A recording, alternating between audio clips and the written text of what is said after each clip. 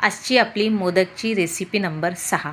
हा 6व्या प्रकारचा मोदक आहे. चवीला अगदी जबरदस्त आणि क्रंची वाटतो. खाल्ल्यानंतर ते जे साखर असते त्याचं क्रिस्टल येतं. ते कसं समोर मी व्हिडिओत सांगतेच.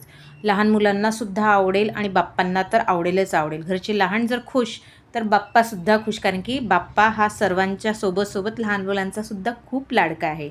तर वेळ न गमावता रेसिपीला सुरुवात करूया. सुरुवात करण्याआधी तुम्ही जर ही रेसिपी फेसबुकवर बघत असाल तर माझ्या पेजला फॉलो करा आणि यूट्यूबवर बघत असाल तर माझ्या चॅनलला सबस्क्राईब करा. त्याचबरोबर लाईक, शेअर आणि कमेंट नक्की करा आणि व्हिडिओ पूर्ण बघा, कारण स्किप करून बघाल तर तुम्हाला कळणार नाही कुठल्या वेळेला काय घातलं आहे, म्हणून स्किप करून बघू नका.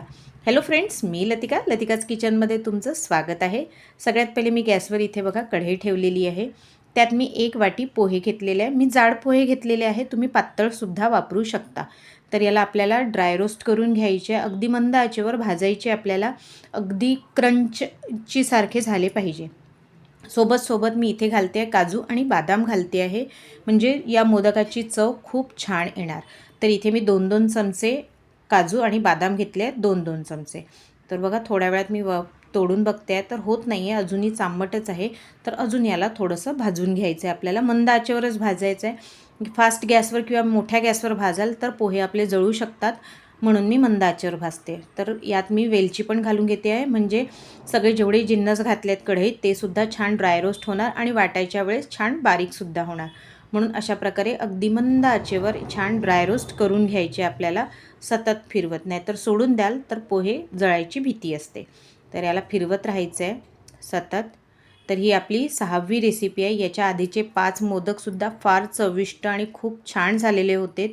खूप चविष्ट, खूप जबरदस्त. मी ज्यांना चारलेत त्यांनी तर वाहवाच केलीच. तुम्हीसुद्धा तुमची वाहवा ऐकायची असेल किंवा स्तुती ऐकायची असेल तर नक्की या प्रकारे मोदक नक्की करा यावेळेला.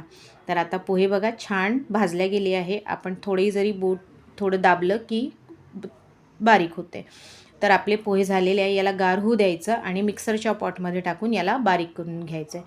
तर पोहे वगैरे सर्व जिन्नस गार झालेले आहेत. आता याला बारीक करायचं आहे, तर मी मिक्सर पॉटमध्ये घालून घेतलेलं आहे. तर माझा दरवेळी प्रयत्न असतो की कमी भांडे निघता आपल्याला मोदक करायचे असतात. तर इथे मी साखरसुद्धा घालून घेतलेली आहे. सोबत मी अजून काही पदार्थ घातले आहे. यात मी पिठी साखर घातलेली नाही आहे, साखर घातली आहे. साखर घातल्यामुळे काय होतं, जेव्हाही हा मोदक खातो तर एक क्रिस्टलसारखी चव येते, क्रंचीनेस येते म्हणून. सोबत इथे मी साजूक तूप घातलेलं आहे 2 चमचे. त्याच्याने या मोदकाला खूप छान असा फ्लेवर येतो, खूप छान चव येते. सोबत 2 चमचे मी मिल्क पावडरसुद्धा घातलेलं आहे. आता याला बारीक करून घेतलेलं आहे व्यवस्थित असं.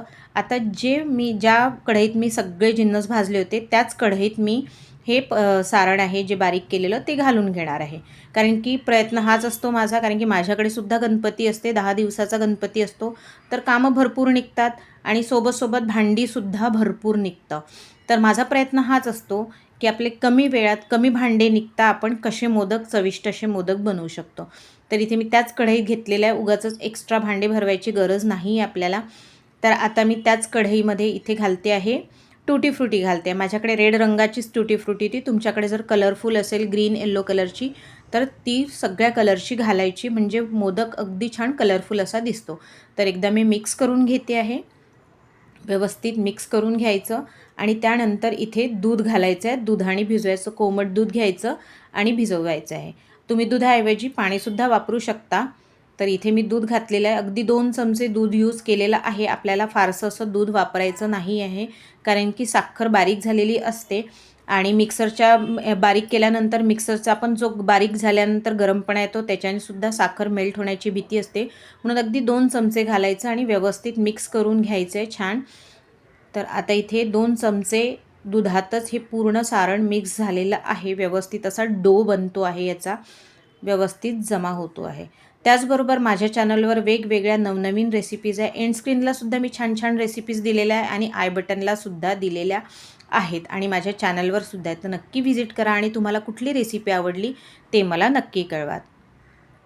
तर इथे बघा सगळा डो बनलेला आहे. असा साचा घेतलेला आहे. साच्याला आपल्याला कुठलंच ग्रीस करायची गरज नाही, म्हणजे तूप किंवा तेल लावायची गरज नाही.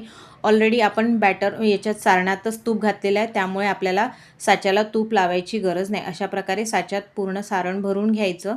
दोन्ही साईडनी व्यवस्थित प्रेस करायचं, म्हणजे त्याची डिझाईन खूप छान उमटते. तर अशा प्रकारे प्रेस करून घ्यायचं आणि आपण मोदक वळून घ्यायचे आहे. अशा प्रकारे मी सर्व मोदक वळलेले आहेत. सर्वच मोदक मी वळून घेतलेले अशाच प्रकारे, आणि जे एक्स्ट्रा असेल ते काढून घ्यायचं आणि वरती पण निघालेलं असते ते सुद्धा व्यवस्थित काढून घ्यायचं, म्हणजे छान असा शेप येतो व्यवस्थित प्रेस करून. आता ओपन करते आहे बघा, ग्रीस न करता सुद्धा छान साच्यातनं मोदक निघालेले आहेत बघा मस्त असे. आता साचे जेव्हा ओपन करतो तर कडेला थोडंसं राहतं, तर काय करायचं आहे आपल्याला, ते ना थोडं काढून घ्यायचं बोटाने आणि क्लीन करून घ्यायचं, म्हणजे आपले मोदक खूप सुंदर असे दिसतात. तर अशा प्रकारे मी सर्व मोदक वळून घेतलेले आहेत. तर आजची ही रेसिपी तुम्हाला कशी वाटली ते मला नक्की कळवा. कमेंट करा, लाईक करा आणि हो, मित्रांना शेअर करायला विसरू नका. तर भेटूया पुढच्या रेसिपीत. तोपर्यंत बाय.